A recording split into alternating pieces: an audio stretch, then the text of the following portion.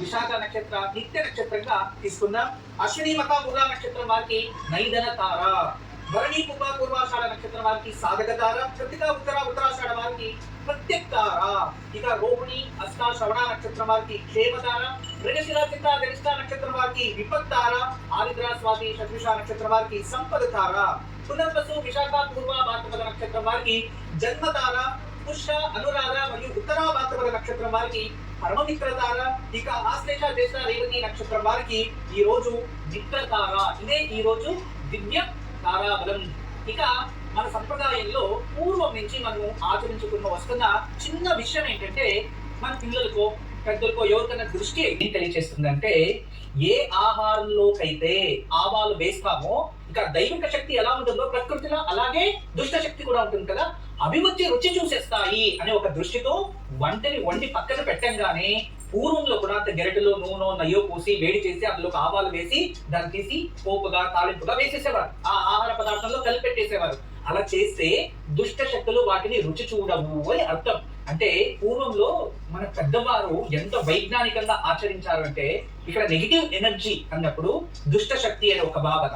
అదే విధానంగా ఆహారంలో ఆ ఆవాలు నూనెలో కరిగి అందులో పడితే ఆహారంలో ఉన్నవేదైనా వైరస్ లాంటివి మన శరీరం పైన మనకి ఇన్ఫెక్ట్ చేసేలాంటి వైరసెస్ బ్యాక్టీరియాస్ అవి త్వరగా పుట్టకుండా కాపాడతాయి. అంటే 1 hour 2 hours మనము వండిన పదార్థము 1 గంట 2 గంటలు లేదా ఆ వేడి తగ్గిన తర్వాత అందులో ఏదైనా విషపూరితమైన బ్యాక్టీరియాస్ ఉత్పత్తి అవ్వచ్చు, అవి ఉత్పత్తి కాకుండా కాపాడతాయి అనేది విజ్ఞానం. అయితే మన సంప్రదాయంలో దుష్ట శక్తులు వాటిని స్వీకరించవు, అందువలనే పోపు వేస్తారు. అద్భుతమైన సంప్రదాయం, అద్భుతమైన విజ్ఞానం. గురుజీ, ఈరోజు వాస్తు పరిహారం నేను తెలియజేయబోతున్నారు. వాస్తు ప్రభావం సంతానం పైన కూడా ప్రభావం చూపిస్తుంది అనేది వాస్తు శాస్త్రంలో ఉంది. ఏ ఇంట్లో అయితే ఈశాన్య భాగము ఏదైతే దోషము లోపము కనబడుతూ ఉంటుందో ఆ ఇంట్లో గర్భపాతాలు ఎక్కువ జరుగుతాయి, మరియు ఫెర్టిలిటీ ప్రాబ్లమ్స్ వస్తూ ఉంటాయి, సంతాన క్షోభ అనుభవిస్తూ ఉంటారు. అంతేకాదు సంతాన క్షయము పుత్రశోకాలు కూడా వస్తూ ఉంటాయి. ఇది ఈశాన్య దిశలో ఏదైనా లోపము దోషాలు ఉంటాయి. మనకు తెలియకుండానే గర్భపాతాలు అవుతున్నాయి, ఎంత ప్రయత్నించినా సంతానం అవ్వట్లేదు, ఎన్ని డాక్టర్స్ కలిసినా అవ్వట్లేదు అంటే జాతకం కూడా బాగానే ఉంది, డాక్టర్స్ బాగా చెప్తున్నారు అంటే అప్పుడు ఖచ్చితంగా మనం నివాసించే ఇంట్లో ఈశాన్య దిశలో ఏదో దోషం ఉంది అని అర్థం. అటువంటి దోషం మీకు అనిపిస్తే ఖచ్చితంగా మార్చడానికి ట్రై చేయండి, లేదో శ్రీవాస్తుని ఇంట్లో పెట్టండి. దానివల్ల దివ్య శక్తి ఆ ఇంట్లో ప్రభావం చూపిస్తుంది.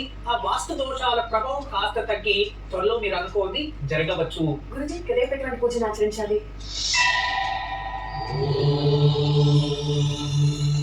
రేపు గురువారం అమావాస్య గడిలో ఉంటాయి. రేపు విశేషమైన అమావాస్య, రేపు గురువారం వచ్చింది మరియు గురు నక్షత్రంలోనే సూర్యోదయం అవుతుంది.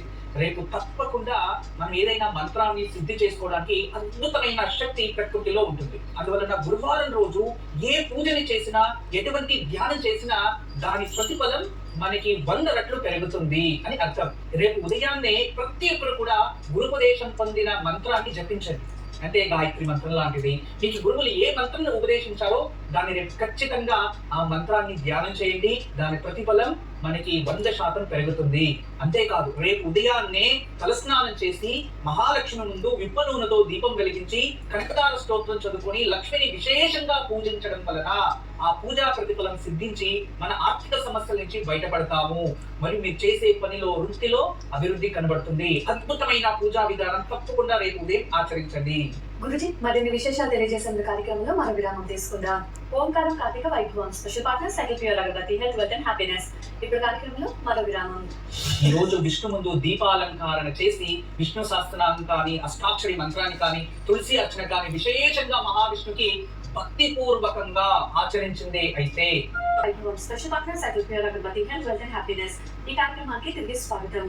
గురుజీ, మీకు ఈరోజు యోగక్షేమం నేను తెలియజేయబోతున్నారు.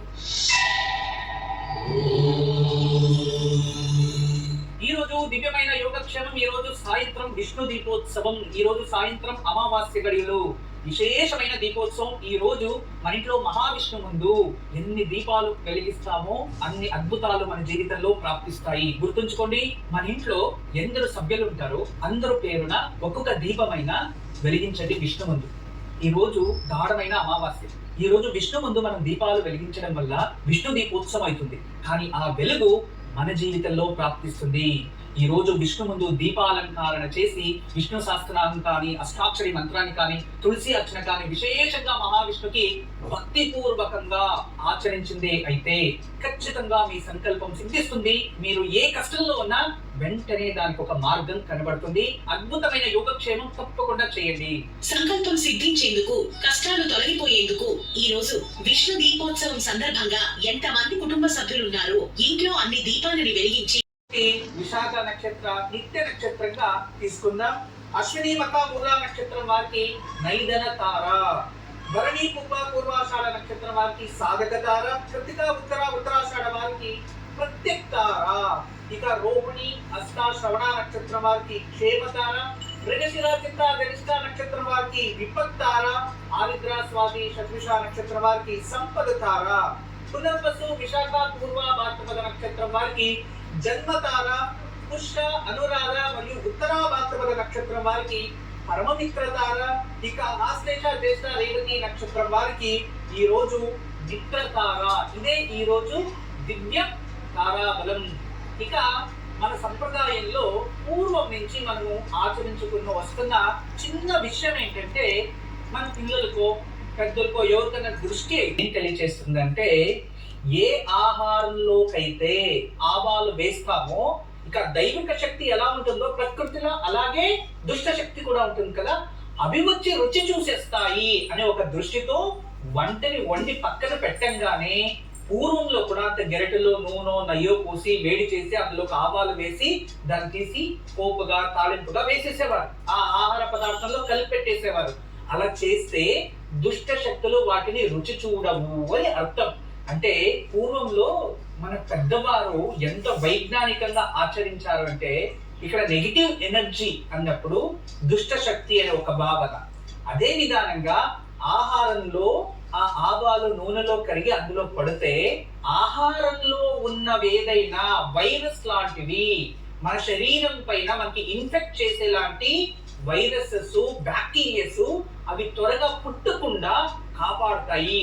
అంటే 1 hour 2 hour మనము వండిన పదార్థము 1 గంట 2 గంటలు లేదు ఆ వేడి తగ్గిన తర్వాత అందులో ఏదైనా విషపూరితమైన బ్యాక్టీరియాస్ ఉత్పత్తి అవ్వచ్చు, అవి ఉత్పత్తి కాకుండా కాపాడతాయి అనేది విజ్ఞానం. అయితే మన సంప్రదాయంలో దుష్ట శక్తులు వాటిని స్వీకరించవు, అందువలనే పోపు వేస్తారు. అద్భుతమైన సంప్రదాయం, అద్భుతమైన విజ్ఞానం.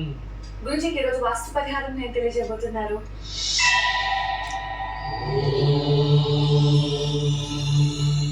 వాస్తు ప్రభావం సంతానం పైన కూడా ప్రభావం చూపిస్తుంది అనేది వాస్తు శాస్త్రంలో ఉంది.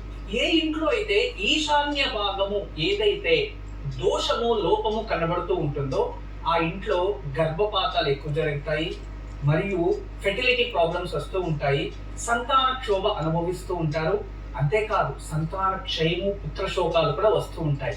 ఇది ఈశాన్య దిశలో ఏదైనా లోపము దోషాలు ఉంటాయి, మనకు తెలియకుండానే గర్భపాతాలు అవుతున్నాయి, ఎంత ప్రయత్నించినా సంతానం అవ్వట్లేదు, ఎన్ని డాక్టర్స్ కలిసినా అవ్వట్లేదు అంటే జాతకం కూడా బాగానే ఉంది, డాక్టర్స్ బాగా చెప్తున్నారు అంటే అప్పుడు ఖచ్చితంగా మనం నివాసించే ఇంట్లో ఈశాన్య దిశలో ఏదో దోషం ఉంది అని అర్థం. అటువంటి దోషం మీకు అనిపిస్తే ఖచ్చితంగా మార్చడానికి ట్రై చేయండి, లేదో శ్రీవాస్తుని ఇంట్లో పెట్టండి. దానివల్ల దివ్య శక్తి ఆ ఇంట్లో ప్రభావం చూపిస్తుంది. ఆ వాస్తు దోషాల ప్రభావం కాస్త తగ్గి త్వరలో మీరు అనుకోండి జరగవచ్చు. గురుజీ రేపు ఎటువంటి పూజను ఆచరించాలి?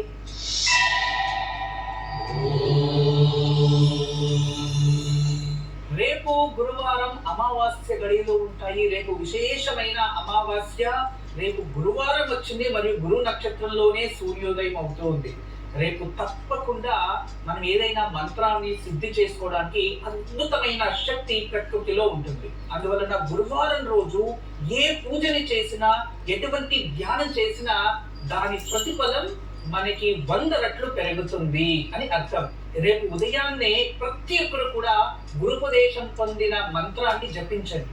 అంటే గాయత్రి మంత్రం లాంటిది మీకు గురువులు ఏ మంత్రం ఉపదేశించారో దాన్ని రేపు ఖచ్చితంగా ఆ మంత్రాన్ని ధ్యానం చేయండి. దాని ప్రతిఫలం మనకి 100% పెరుగుతుంది. అంతేకాదు రేపు ఉదయాన్నే తలస్నానం చేసి మహాలక్ష్మి ముందు విప్ప నూనెతో దీపం వెలిగించి కనకదార స్తోత్రం చదువుకొని లక్ష్మిని విశేషంగా పూజించడం వలన ఆ పూజా ప్రతిఫలం సిద్ధించి మన ఆర్థిక సమస్యల నుంచి బయటపడతాము. మరియు మీరు చేసే పనిలో వృత్తిలో అభివృద్ధి కనబడుతుంది. అద్భుతమైన పూజా విధానం తప్పకుండా రేపు ఉదయం ఆచరించండి. గురుజీ మరిన్ని విశేషాలు తెలియజేసే కార్యక్రమంలో మరో విరామం తీసుకుందాం. ఓంకారం కార్తీక వైభవం special partner cycle pure agarbatti health wealth and happiness. ఇప్పుడు కార్యక్రమంలో మరో విరామం.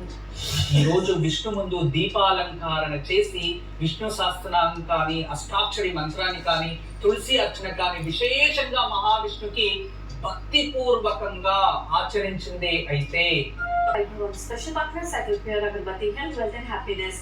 ఈ కార్యక్రమానికి తిరిగి స్వాగతం. గురుజీ మీకు ఈరోజు యోగక్షేమం ఏం తెలియజేయబోతున్నారు?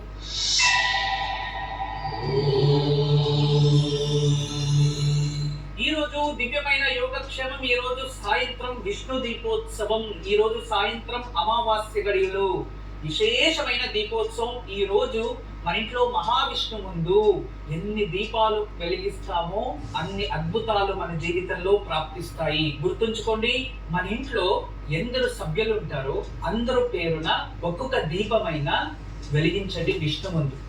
ఈ రోజు గాఢమైన అమావాస్య. ఈ రోజు విష్ణు ముందు మనం దీపాలు వెలిగించడం వల్ల విష్ణు దీపోత్సవం అవుతుంది. కానీ ఆ వెలుగు మన జీవితంలో ప్రాప్తిస్తుంది.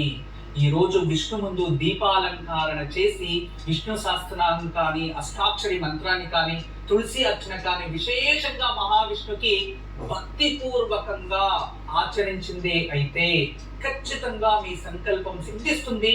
మీరు ఏ కష్టంలో ఉన్నా వెంటనే దానికి ఒక మార్గం కనబడుతుంది. అద్భుతమైన యోగక్షేమం తప్పకుండా చేయండి. సంకల్పం సిద్ధించేందుకు, కష్టాలు తొలగిపోయేందుకు ఈ రోజు విష్ణు దీపోత్సవం సందర్భంగా ఎంతమంది కుటుంబ సభ్యులున్నారో ఇంట్లో అన్ని దీపాలని వెలిగించి